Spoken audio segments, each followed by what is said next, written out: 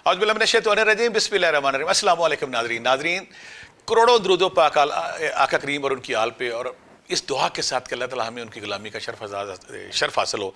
इस दुआ के साथ कि हमें वो अपने गुलामों और निज़ों में शामिल कर ले। बहुत सारी दुआओं के साथ अल्लाह ताला आपको अपने हिफ्ज़-ओ-मान में रखे। नाज़रीन, आज जिस टॉपिक पे बात करने लगा हूँ, मुझे लेकिन मैं पहले इस टॉपिक पे बात कर चुका हूँ, लेकिन हर दूसरा मैसेज मुझे यही आता है कि हमें अमले हुब दें, अमले हुब दें। आज मैं आपसे ना वो ख़ास अपना अमले हुब ज़रूर शेयर करूँगा जो गोली की रफ्तार से असर करता है। लेकिन यहाँ मैं ये बात क्लियर कर दूँ कि ये जायज़ काम के लिए इस्तेमाल करें, नाजायज़ गलत काम के लिए इस्तेमाल करेंगे तो आप खुद ज़िम्मेदार होंगे। नाज़रीन, किसी भी आस्थाने पे, किसी भी बाबे के पास, किसी भी मलंग के पास, किसी दरवेश के पास जो सबसे ज़्यादा हजूम होता है ना, इन सोख्ता दिल आशिकों का होता है, जो किसी महबूब के लिए, किसी दोस्त के लिए, किसी लड़की के लिए, किसी लड़के के लिए, और वो ख़वातीन जो बेटियाँ जिनको जो राइट बनता है अपने खामद के लिए और खामद अपनी बीवियों के लिए, जब कोई संग दिली अपनाता है, जब महबूब के माथे पर करवट आती है नागवारी की, नाराज़गी की, तो जो आशिक होता है उसकी जान निकल जाती है। आप किसी भी बाज़ार पर, किसी भी आस्थाने पे चले जाए, किसी बाबे के पास चले जाए, किसी रूहानी मालिक के पास चले जाए, सबसे ज़्यादा जो उनकी वहाँ पे तादाद होती है आशिकों की होती है, सोख्ता दिल लोगों की होती है, जो अपनी, और हैरान कौन बात पता है कि आप हैरान हो जाएंगे, ये आशिक कितना पैसा लुटाते हैं, अपनी जान, अपना कारोबार, अपना मकान, अपनी ज़िंदगी, अपने सारे वसाइल, हर चीज़ लुटाने को हम लोग तैयार होते हैं। मुझे अक्सर याद, एक दफ़ा मुझे एक आशिक मेरी ज़िंदगी में आया। उसने क्या किया कि एक दिन मैंने मुझे फ़ोन किया कि मेरा महबूब नाराज़ हो गया जी। वो मैं इनके बादशाह सुन के टालने की कोशिश करता, जब वो मुझे बार बार कहता मैं कि मेरी थोड़ी तबीयत ख़राब है। उसने अगले दिन क्या किया कि 100 देसी मुर्गे, 10 किलो देसी घी, 200 देसी अंडे मेरे घर में पहुँचा गया। मैं हैरान हो गया कि मेरे घर में कौन इतने पहुँचा गया। कुछ अगले दिन मुझे उसका फ़ोन आया कि सर जी, अगर आप ठीक नहीं हो गए तो मेरा महबूब कैसे राज़ी होगा। मैंने उसे डांटा, मैं कहा यार इतने देसी अंडे, इतने, ये मैं क्या करूँगा, ये तुम क्या करते हो। यानी कि उसके बाद किसी बाबे के पास नए से नया मोबाइल, नया से नया गिफ्ट बेहतरीन पेश करें। ये अपने महबूब को पाने के लिए हर धड़ की बाजी लगा देंगे। ये ना कुछ भी करने का, लड़कियाँ, अल्लाह इनको होश दे, अल्लाह इनको समझ दे। जब हमारी जो बेटियां अपने महबूब को पाने के लिए, अपने बंदे को पाने के लिए 10 लाख 20 लाख जेवरात घर से चोरी करके दे देंगी, 10 20 50, उस तड़प में, उस दुख में, उस तकलीफ में, उस हिजर में, उस कर्म में इस तरह मुब्तला होती है कि ये कुछ भी करने को तैयार होती है। ये कहती है कि मैं कुछ भी कर ले, और खुदा न करे, खुदा न करे। कुछ लोग तो इतने जालिम हैं, वो कहते हैं तुम्हारे जिस्म पे तवीज़ लिखने कहती लिख लें। कुछ तो यहाँ तक चले जाते हैं कि तुम्हारे जिस्म पे खुदा न करे मैं तुम्हारे साथ बुराई का मर्तकाब करूँगा। ये कुछ भी करने को तैयार है, कहती मेरा महबूब मिल जाए। और फिर दूसरी बात है, डिप्रेशन में, एंग्जाइटी में, स्ट्रेस में, बाज़ को बदतमीज़ी करेंगी, गालियाँ देंगी, और मेरा काम क्यों नहीं करते, मेरा महबूब नाराज़ है। महबूब फिर उल्टे महबूब की शादी होगी, फिर भी आ गया महबूब, लड़की की चली गई है, फिर भी मुझे वो चाहिए। ये जो आशिक है ना, इनको बंदा इनको हैरान। लेकिन मैं यहाँ फिर कहता हूँ, मुझे इन पर तरस भी आता है, प्यार भी आता है कि अल्लाह ने इनके दिल में अगर मोहब्बत डाल दी है। तो आज मैं आपसे वो ख़ास अमले हो, पहले मैंने किया था, ये ख़ास छोटा और शार्ट और तेज़ है, जिससे आपका महबूब जो है ना, वो आप करिश्माती तौर पे आप हैरान हो जाएंगे। मेरा वास्ता पहली दफ़ा कैसे पड़ा इससे, मैं मरीब उन दिन में था कि हमीद कादरी नामी वहाँ पे एक मेहमान आया, तो मुझे कहने लगा कि मेरे मुर्शिद नाराज़ हो गए, तो आप मेरे मुर्शिद को राज़ी करने का कोई तरीका बताएं। मैंने कहा क्या राज़ी क्योंकि बस मेरे मुर्शिद नाराज़ हो गया। तो मैं क्या, कहाँ है मुर्शिद आपके। वो कहने लगा शहनशाह बरी सरकार के ऊपर, हज़रत इमाम बरी सरकार अब्दुल लतीफ़ काज़मी मुर्शिद, उनका जोर मुबारक होता, वहाँ पे वो आएंगे। वो जो मुर्शिद थे ना, वो वहाँ पे थे खड़ी शरीफ के उनका को अहले ड्यूटी थे या तकवीनी बंदे थे। वो आ गए, मुझे उसने कहा चलो मेरे साथ चले। मुझे पीछे पड़ा हुआ था, मुझे भी बड़ा तेजस्व कहता है, उनके पास एक ऐसी चीज़ है, रूए ज़मीन पर मैंने किसी पे वो चीज़ नहीं देखी। वो ऐसा अमल है, कैसा मैं, वो मुझे बताया ना बात क्या है। तो जब उर्स मुबारक सरकार का आया तो मैं वहाँ पर गया, तो मेरी मुलाकात साईं आरिफ सुल्तान से हुई। बड़े नेक बुजुर्ग थे, मुझे मिलती बड़ा प्यार से मिले। मैं आज तक बड़ा हैरान हुआ कि इतना बड़ा मकाम है, इतनी बड़ी इनकी मंजिल है। मुझे कहते नहीं कि तुम बड़ी सरकार के उस जो हल्का खासा है, तुम्हारा कहीं ना कहीं वहाँ पे नाम बजता है। प्यार से मिले, गले से मिले। मैंने कहा कि इस बंदे का मेरे पीछे पड़ा हुआ है, ये क्या मांगता है। कहता है ये अमले हुब मांगता है मेरे से। मैं क्या अमले हुब दे दें। कहता है मैंने इसको दिया था अमले हुब, इसने अमले हुब के बाद क्या किया। मेरे पास एक लड़की आए, खातून आई, कहती हम शादी पे गए थे, ये शादी पे आया, इसने पढ़ा और मेरी बेटी इसके पीछे पीछे निकल गई इसके साथ। तो कैसा आपने इसको, मुझे बाद में पता लगा ये आपका मरीद है, कैसा जालिम आदमी है। फिर मुझे कुछ लोगों ने बताया ये किसी बस में अगर बैठता है तो बस में अगर कोई इसको पसंद आ गई है, अमले फोंक के उसको पीछे ले जाता है, किसी स्कूल में, कॉलेज में, जहाँ दफ्तर में जाता है, नौकरी करता है। इसने तो बुराई फैलाई हुई, तो आप इससे छीन लें। तो सैयद सुल्तान कहता है कि मुझे जब पता चला कि ये उस अमले को गलत इस्तेमाल कर रहा है, किसी शादी में जाता है, किसी बस में बैठता है, किसी फंक्शन में जाता है, किसी लड़की पसंद आई, उसको अमले का उसको मारता है, तीर मारता है और उसको खींच के अपनी तरफ ले जाता है। मैंने उनसे पूछा, शहनशाह जी क्या है? मुझे कहने लगा कि तुम इस काबुल, मैं तुम्हें मामले हुब देता हूँ, मैंने इसको नहीं देना। वो बेचारा जो हमीद कादरी बड़ा मिन्नतें तरले कई दिन करता है, मुझे उन्होंने फिर अमले हुब, मैं आपसे शेयर करूँगा इसका। जब मैंने अमले हुब कर लिया ना, मैंने फिर मेरे जहन में ये तजस्सुस था, ये खोज था कि ये अमले हुब मेरे पहले भी मैं करता था, सर ये अमले हुब किस तरह काम करता है। मैं सर्दी की छुट्टियों में गाँव गया हुआ था, वहाँ पर जब गाँव रात को दोस्त साहब आपने बैठना था, बैठने के साथ ना वहाँ एक मनशा नामी, मैं हमेशा जिंदा करेक्टर की बात करता हूँ, मैं कहता अगर किसी को यकीन नहीं तो आप उसे ज़रूर मिलें और दोस्तों से पूछे कि उसके साथ ये सच्चा वाक़या हुआ है कि नहीं। मनशा नामी बंदा था, रात को उसने हमने बैठना, उसने आग शाग जलानी, आग शाग हमारी खिदमत करनी, रोज़ नसात रोना शुरू कर देना। मैं दोस्तों से पूछा ये कौन है, क्या करता? कहते इसकी ना बीवी रूठ के चली गई है, रूठ के नहीं किसी के साथ भाग के चली गई है। अच्छा, मैं रोज़ मैं कहा चलो कुछ करते हैं रास्ता में, उसको हौसला शौसला देते रहे। एक दिन तो रो पड़ा, चीखे मार के रोने लगा कि मेरी बीवी किसी के साथ भागी है, तो मुझे सब्र नहीं आ रहा। मैंने सोचा कि मैंने जो मुझे सईद आरिफ सुल्तान साहब ने अमली हुब दिया है उसको टेस्ट करने का वक्त आ गया, देखते हैं कि इसको क्या टेस्ट कर। मैंने उसे कहा कि अमल करो, जाओ और अमल करो, अमल करने के बाद जब तुम करोगे ना इंशाल्लाह तुम्हारा। उसमें मुझे सईद आरिफ सुल्तान ने कहा था कि 7 दिन 11 दिन मैक्सिमम 21 दिन के अंदर महबूब ना दीवाना बन के, पागल बन के, मजनून बन के आपके दर पे खड़ा होगा, गुलाम बन के खड़ा होगा और आप अपने हुक्म से उसको चलाएंगे। अभी 5वां के छठा दिन था, मैं जब ना, मुझे अभी भी याद है, मैं सुबह सुबह उठा, मेरे घर के बाहर ना ढोल की आवाज़ें आ रही थी। मैं बाहर गया तो मनशा ने अपने पाँव में घुंघरू बांधे हुए थे और ढोल बज रहा था, वो तमाल कर रहे थे। मैं क्या ये क्या हुआ है, तुम्हें क्या हो गया? कहता ये मुर्शद स्वाद आ गया, मज़ा आ गया। मैं क्या हुआ है? कहता वो जो अमले हुब आपने बताया था, मैं आज शुक्राने के तौर पर जिस तरह बुल्ले शाह ने इनायत कादरी के सामने नाच गया। मैं कहा नाम मेरी तो औकात नहीं, मैं तो गुनाहगार से आकर। कहता नहीं, मैं आज राज़ी हो गया, मैं राज़ी हो गया हूँ, मैं क़यामत तक राज़ी हो गया। मैं हुआ क्या? कहता मैंने जब ये अमल स्टार्ट किया था ना, उसने अजीब पहलू बताया। मैंने ये कहा था कि जो बंदा मेरी बीवी को भगा के ले गया है, ये सच्चा वाक़या है, मैं उसकी बहन को भी साथ टारगेट रखा, मेरी बीवी भी है साथ उसकी बहन ही भी, मैंने उसको सजा देनी है। कहता दोनों आ गई हैं और जो मेरी बीवी तो माफ़ी मेरे पाँव में पड़ के मांग रही है, जो उसकी बहन कहती मुझसे भी निकाह करो।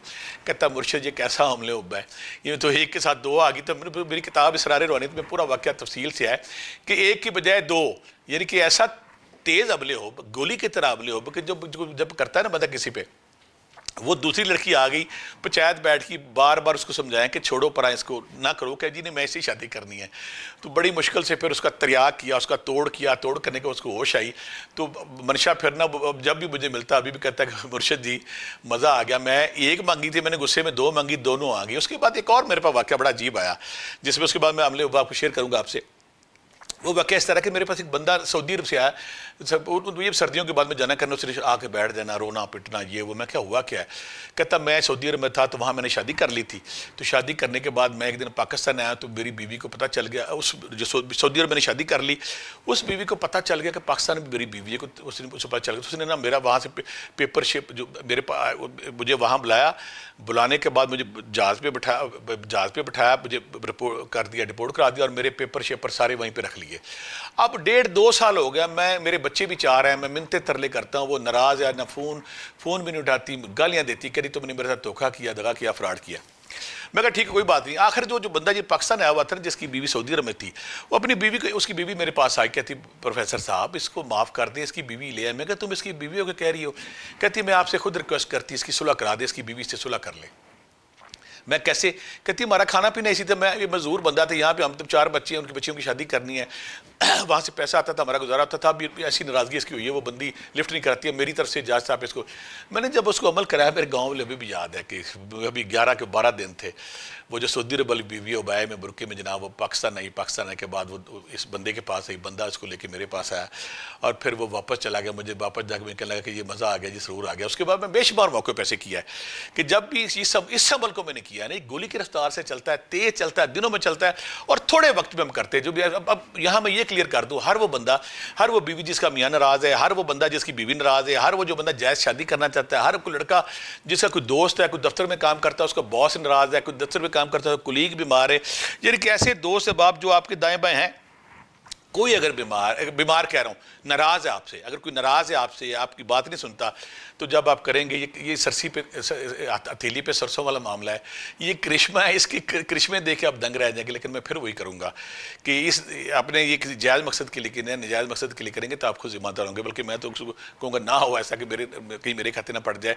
लिहाजा हर वो बंदा जो अपने महबूब के हाथों तंग है, हर वो बंदा जो महबूब की वजह से तकलीफ में है, जो कबाब की तरह जल रहा है, भस्म हो रहा है, रहा है, जिसकी दिन रात की नींदें आराम है, जो बाबों के पास, इन मलंगों के पास, बंगाली जादूगरों के पास जा के अपनी लूट मार करा करा के अपनी बर्बादी उतार चुका है, उसके पास जिनके अपने पैसे, अपने वसायल, अपने रिज़्क, अपनी सारी चीज़ें दे चुका है, उसको कामयाबी नहीं। तो मैं आपको जरूर करूँगा कि दफ़ा ये इस अमल को ज़रूर कीजिएगा।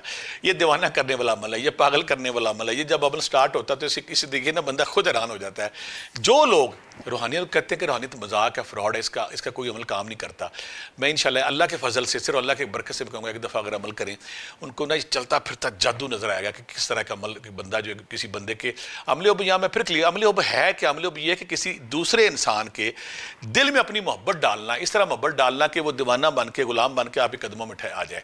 यानी कि अगर आप कोई बंदा चाहते हैं, किसी खातून को शादी करना चाहते हैं नेक मकसद के लिए, कोई बीवी अपने बंदे को अपने करीब करने, कोई बंदा कर मैं तलाक दे दूंगा, ये कर दूंगा, वो कर दूंगा, छोड़ के चला गया, वापस नहीं आता और कहता मैंने तुम्हें वापस लेके नहीं जाना। अगर कोई ऐसी तकलीफ, ऐसी मुसीबत, ऐसी परेशानी, ऐसी हिजर, ऐसी आग में कोई खातून जल रही है, कोई बंदा ऐसा, मुझे बंदा मेरे पास आता है, कहते मेरी बीवी किसी के साथ भाग गई, मैं कहा यार तुम्हें उस पर गुस्सा नहीं आता?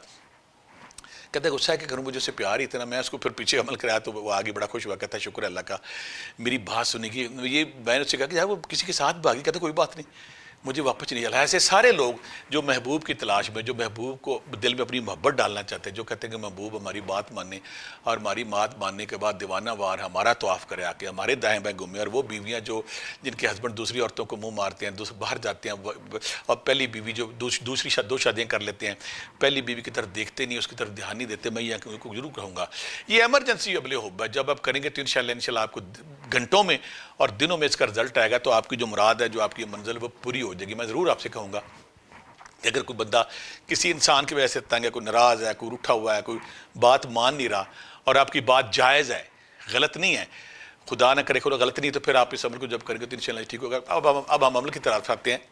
शानदार अमल, सूरत ताहा की आयत नंबर 39, सूरत ताहा की आयत नंबर 13, वल कहे तो अलैका मोहब्बत मिन्नी वल तुस्ना अला ऐनी, स्क्रीन पे भी आएगी। सूरत ताहा की आयत नंबर जो 39 है, ये वो मोहब्बत है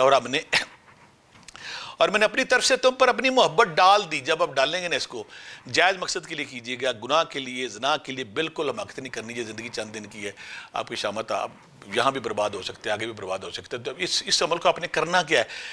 बाद नमाज़ ईशा खाली कमरे में ध्यान रख के, तस्वीर रख के या ध्यान रख के आपने सूरत ताहा जो आपने दी, वल कहते अलैका मोहब्बत मिन्नी वल तुस्ना अला ऐनी, सूरत ताहा की आयत नंबर 39, ध्यान रख के, ख्याल करके, फोकस करके, निशाना पका के। अमले हुब दुनिया में जितने भी होते हैं, मैं आपको यहाँ क्लियर कर दूँ, अगर तो आपने निशाना पका लिया तो फिर आपकी कामयाबी के चांसेस ज़्यादा है। अगर आप इर्तिकाज़ नहीं जानते, निशाना नहीं जानते, यकसोई नहीं आपके अंदर, आप उसको निशाना नहीं पकाते, फिर आपकी कामयाबी के चांसेस कम हो जाते हैं। अगर आप निशाना नहीं पका सकते, तस्वीर रख ले, तस्वीर नहीं तो मोबाइल पे तस्वीर रख लें। महबूब को या जिस बंदे को अपनी तरफ आप मतवज्जो करना चाहते हैं, उसको ज़हन में रख के अगर आपने जब ये आयत तो फिर स्टार्ट करनी है, बाद नमाज़ ईशा 11 दफ़ा दरूशी, पहले 11 दफ़ा दरूशी, बाद में अगर इतर या गुलाब की खुशबू लगा लें तो रिजल्ट बेहतर है। खाली कमरे में उसके ज़हन में रख के आप निशाना, मुझे साईं अल्लाह साहब दरवेश मेरे जब उस्ताद आज़म कहते होते थे कि पुत्र निशाना पकाएंगा तो गल बनेगी, निशाने के बगैर गल नहीं बनी। अगर आप इर्तिकाज़ को पा लेते हैं, यकसोई को पका लेते हैं, यकसान निशाने को पका लेते हैं, तो फिर आपकी कामयाबी के चांसेस बहुत, बल्कि 100 बड़ा 100 हो जाते हैं। तो आपने 313 बार पढ़नी है ये आयत जो है सूरत ताहा की 39 है, वल कहते अलैका मोहब्बत मिन्नी वल तुस्ना अला ऐनी, 313 बार, 7 दिन, 11 दिन, मैक्सिमम 21 दिन। मैंने इसको जब भी देखा है ना, ये मैं आपको जो मुझे हर बात जो मुझे बंदा कहता है अमले हुब दे, अमले हुब दे, अमले हुब दे, तो मैंने आखिरकार फिर ये अमले, पहले मेरा वो सूरह बकरा के वाले था, यही वो नाम वो मैंने दिया था, लेकिन ये ज़्यादा ताकतवर, ज़्यादा तेज़ है, ये जल्दी काम करता है, ये एमरजेंसी अमले हुब। अगर खुदा कोई किसी ने आपको ब्लॉक कर दिया, किसी ने आपको रोक दिया, कोई आपकी बात नहीं मान रहा, तो आप जब अमले हुब ये वाला करेंगे तो फौरी तौर पर आपको रिजल्ट आएगा। और जो नाराज़ शख्स है, जो नाराज़ महबूब है, वो दीवाना वर आपकी तरफ रजू करेगा। 313 बार, 11 दफ़ा दरूशी पहले, 11 दफ़ा दरूशी बाद में, 7 दिन। आपने 21 दिन का टारगेट रख के इसको पढ़ना है। इंशाल्लाह आपको बहुत जल्दी रिजल्ट आएगा। ये भी कर सकते हैं, हर नमाज के बाद भी 10 बार कर सकते हैं, लेकिन 313 बार करते हैं तो उसके रिजल्ट शानदार आते हैं। आखिर में इस दुआ के साथ कि अल्लाह ताला आपको नेकी की तौफीक दे, जायज़ अमल की तौफीक दे, गलत अमल आपकी तरफ से आप रजू ना करें। ये दुनिया चंद दिन की है, जब यहाँ से चले जाना कुछ भी ना। आखिर में फिर अगर आपको मेरी ये वीडियो पसंद, मेरा मिशन एक ही है कि वो सारे अमाल जिनके लिए आप बाबों के पास जाते हैं, बुजुर्गों के पास जाते हैं, मलंगों के पास जाते हैं, लूट मार कराते हैं, वो सारे अमाल मैं वीलॉग बना दूँ, वीडियोज़ बना दूँ, ताकि आपको किसी के पास जाने की ज़रूरत ना पड़े। मेरे सारे अमाल जो जायज़ जगह वहाँ पर आपको इजाज़त है। और जो रूहानी लोग तौर पर मेरे पास आना चाहते हैं, मैं 27 के ओब लाख जौहर टाउन इतवार पीर बैठता हूँ, जिस नंबर नंबर से टोकन मिलता है 032344555289। हफ्ते वाले दिन सुबह 8 से 2 बजे के दरमियान टोकन मिलता है। टोकन लेके आप इतवार पीर को आ सकते हैं। आखिर में इस दुआ के साथ कि अल्लाह ताला आपको अपनी हिफ्ज़-ओ-मान में रखिए। आखिर में इस दुआ के साथ कि बहुत सारी दुआओं के साथ अल्लाह ताला कभी आपको तकलीफ ना दे। बहुत सारी दुआओं के साथ अल्लाह हाफ़िज़।